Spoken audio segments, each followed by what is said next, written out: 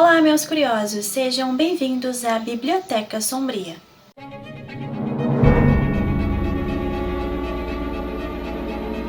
No vídeo de hoje, vou te contar a história do quarto 1408.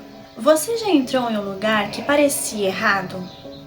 Um ambiente aparentemente comum, mas que carregava uma sensação de que algo estava espreitando, invisível, só esperando que você baixasse a guarda? Hoje eu vou te levar para dentro de um dos contos mais perturbadores de Stephen King, o quarto 1408. E não se engane, isso não é apenas mais uma história de quarto assombrado. É sobre loucura, sobre destino e sobre enfrentar algo que não pode ser explicado. Então se prepare, feche a porta e apague as luzes. Mas cuidado, porque você também vai entrar no quarto 1408. Stephen King é conhecido como o mestre do terror moderno. Mas quando falamos de O Quarto 1408, estamos lidando com algo especial. Esse conto faz parte da coletânea Tudo é Eventual, lançado em 2022. E sabe por que ele se destaca? Porque King não precisa de monstros saltando da escuridão para assustar você. Não, ele prefere algo muito mais eficiente. Ele mexe com a sua mente, com sua percepção da realidade, com aquele detalhe mínimo, quase imperceptível, que se repete, vira um abismo. E é justamente isso que torna o quarto 1408 tão perturbador. Aí sim, provavelmente você já ouviu falar no filme de 2007, que foi estrelado por John Cusack e Samuel Jackson. O filme é ótimo, mas deixa eu te adiantar um pouquinho, tá? O conto é muito mais sombrio, muito mais sufocante, muito mais claustrofóbico. Tudo se passa dentro do quarto 1408. Nosso protagonista é Mike Aislinn, um escritor, mas não qualquer escritor. Mike é cético. Especializado em livros sobre lugares mal assombrados, ele vive viajando pelos Estados Unidos, passando noites em hotéis, casas antigas, castelos abandonados.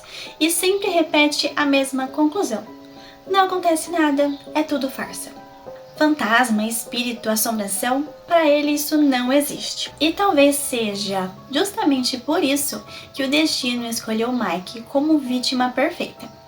Tudo começou quando ele decidiu escrever sobre um dos quartos mais famosos de Nova York, o lendário 1408 do Dolphin Hotel. Antes mesmo de colocar os pés ali, ele recebe um aviso.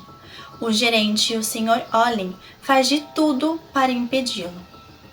Mas Olin não implora. Ele ordena, mostra registros de hóspedes que morreram, explica que ninguém, absolutamente ninguém, consegue passar mais de uma hora no 1408. E uma pergunta que agora eu faço para você: se alguém chegasse para você e falasse assim, não entra nesse quarto, é perigoso, pessoas morreram ali, o que você faria nesse sentido? Pois é, Mike Aislinn foi exatamente o contrário. Não, ele não acredita. Então, para ele, nada vai acontecer.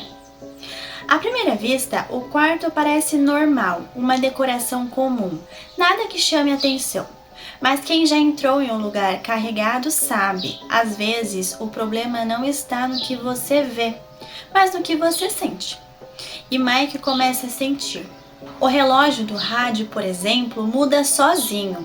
De repente, aparece 60 minutos, uma contagem regressiva que começa a marcar o tempo. E esse detalhe tão simples já muda tudo, porque aquele relógio estava dizendo: você tem apenas uma hora de vida.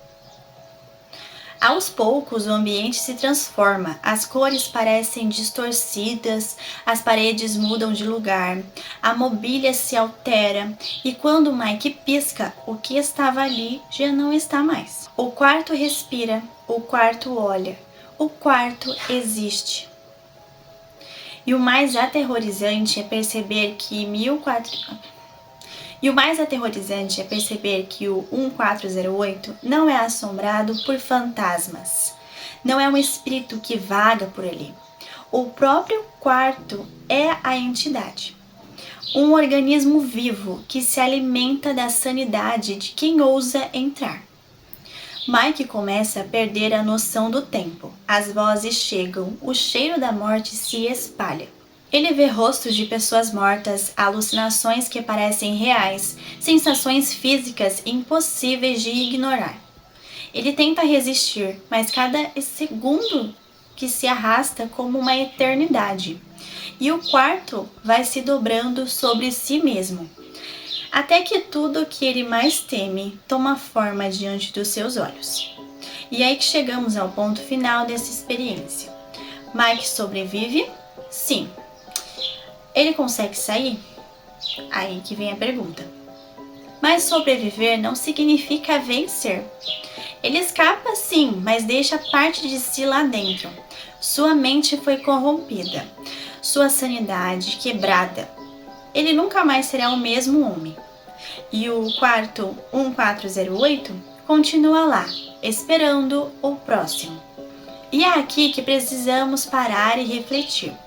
Porque o quarto 1408 é muito mais do que uma história de terror. Ele é uma metáfora.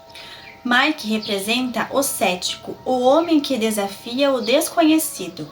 E o quarto representa esse abismo que não pode ser explicado. Não importa se você acredita ou não. O abismo acredita em você. King nos lembra de algo terrível. O medo não precisa vencer, ele só precisa sobreviver dentro de nós. E tem mais, o número do quarto não foi escolhido por acaso. 1 mais 4 mais 0 mais 8 é igual a 13. O número do azar. A soma perfeita para um espaço imperfeito. E sabe o mais curioso? Stephen King já disse que esse foi um dos contos que mais o assustaram durante a escrita. E isso diz muito, porque estamos falando do mestre do terror, né? E agora eu te pergunto, você teria coragem de passar uma noite no quarto 1408? Pense bem, porque o quarto está lá, em silêncio, esperando alguém abrir a porta. E pode ser que o próximo seja você. Você gostou desse mergulho da mente de Stephen King? Já deixa seu like, compartilhe com seus amigos também que adoram histórias de King. Deixa aqui nos comentários qual outro conto você gostaria que eu trouxesse sobre esse ator maravilhoso. Nos vemos no próximo vídeo, se a gente conseguir sair desse quarto.